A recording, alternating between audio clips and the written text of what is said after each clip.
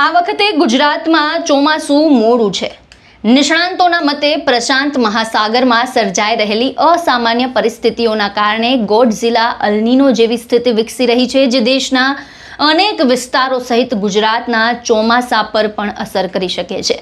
આ વર્ષે અલ્નીનોના પ્રભાવથી ભારતમાં હવામાનમાં ભારે ગડબડીનો જોવા મળી રહી છે। યુરોપિયન યુનિયનની હવામાન એજન્સી કોપરનિકસ ક્લાઇમેટ ચેન્જ સર્વિસના લેટેસ્ટ વૈશ્વિક પૂર્વાનુમાને ભારતના આગામી ચોમાસા અંગે એક મોટી ચિંતા ઊભી કરી છે।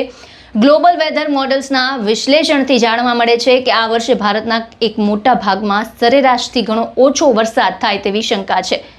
આ રિપોર્ટમાં એવા સ્પષ્ટ સંકેત અપાયા છે કે પ્રશાંત મહાસાગરમાં ઘૂમરાઈ રહેલ ખતરનાક ગોડઝિલા અલ્નીનો ભારતના પશ્ચિમી અને મધ્ય રાજ્યોના ચોમાસાને ખરાબ રીતે પ્રભાવિત કરી શકે છે।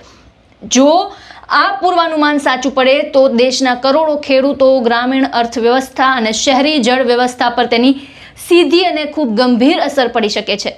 વૈશ્વિક હવામાન કેન્દ્રો દ્વારા તૈયાર કરાયેલ મલ્ટી મોડલ વેધર મેપ્સ મુજબ આ વર્ષે દેશના પશ્ચિમી મધ્ય ભાગમાં સામાન્ય કરતાં ઘણો ઓછો વરસાદ પડવાની સંભાવના પ્રબળ છે।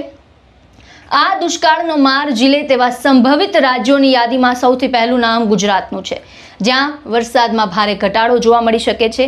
આ ઉપરાંત હવામાનના આ બદલાયેલા મિજાજનો સૌથી મોટો અને ખતરનાક પ્રભાવ કોંકણ અને ગોવાના કાંઠા વિસ્તારો પર પણ જોવા મળી શકે છે।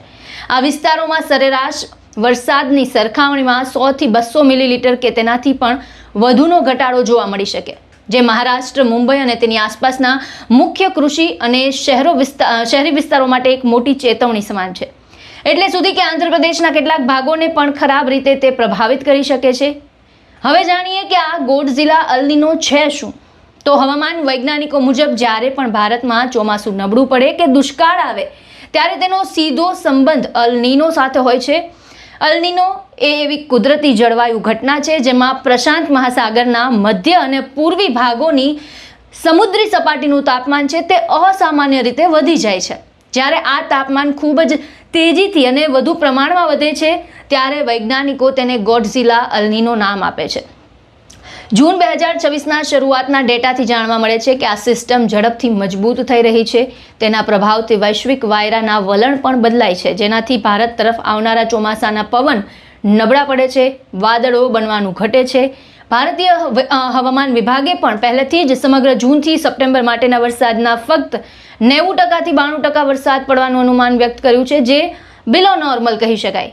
ચોમાસું નબળું પડવાની સૌથી પહેલી અને ઘાતક અસર દેશની ખેતી પર પડશે। ભારતના ખરીફ સિઝનમાં મુખ્ય પાક જેમ કે ધાન, દાળ, કપાસ અને તેલીબિયા સંપૂર્ણ રીતે ચોમાસા પર નિર્ભર કરે છે। વરસાદની કમીથી પાકની પેદાશ ઘટી શકે છે, જેનાથી બજારમાં ખાદ્ય પદાર્થોના ભાવ છે તે વધશે અને મોંઘવારીનો ગ્રાફ પણ ઉપર જઈ શકે છે। આ ઉપરાંત દેશના અનેક ભાગોમાં જળાશયો અને બંધોનું જળસ્તર પહેલાથી જ ઘણું નીચે પહોંચી ગયું છે, કારણ કે વરસાદ ન પડવાથી તે ફરીથી ભરાયા નથી। આવામાં આવનારા દિવસોમાં ફક્ત ગ્રામીણ વિસ્તારોમાં સિંચાઈનું સંકટ ઊભું થશે એવું નથી, પરંતુ મુંબઈ અને દિલ્હી જેવા શહેરોમાં પણ પીવાના પાણીની તંગી સર્જાઈ શકે છે। વૈશ્વિક પૂર્વાનુમાન ભલે ખૂબ ડરામણું હોય, પરંતુ હવામાન વૈજ્ઞાનિકોનું કહેવું છે કે હજુ આશાનું કિરણ છે, કારણ કે આ પૂર્વાનુમાન સિઝન શરૂ થવાના અનેક અઠવાડિયા પહેલા જારી કરાયું છે। આથી આવનારા સમયમાં તેના મોડલ્સમાં કંઈક ફેરફાર થઈ શકે છે। આ ઉપરાંત સમગ્ર ભારતમાં એક જેવી સ્થિતિ નથી રહેવાની। દેશના કેટલાક પૂર્વી અને ઉત્તર ભાગોમાં ચોમાસું સારું રહે તેવી પણ આશા છે, જેનાથી ત્યાં નુકસાન ઓછું થશે। જોકે સતત મળી રહેલા આવા વૈજ્ઞાનિક સંકેતો જોતા સરકારો અને ખેડૂતોએ અત્યારથી જ પાણીનો યોગ્ય સંગ્રહ, ઓછા પાણીથી લેવાતા પાકની પસંદગી અને વૈકલ્પિક સિંચાઈ વ્યવસ્થા પર કામ શરૂ કરવું જોઈએ। આપના શું વિચાર છે સમગ્ર મુદ્દે? અમને કોમેન્ટ બોક્સમાં જણાવો અને તમામ ન્યૂઝ અપડેટ માટે અમારી સાથે જોડાયેલા રહો।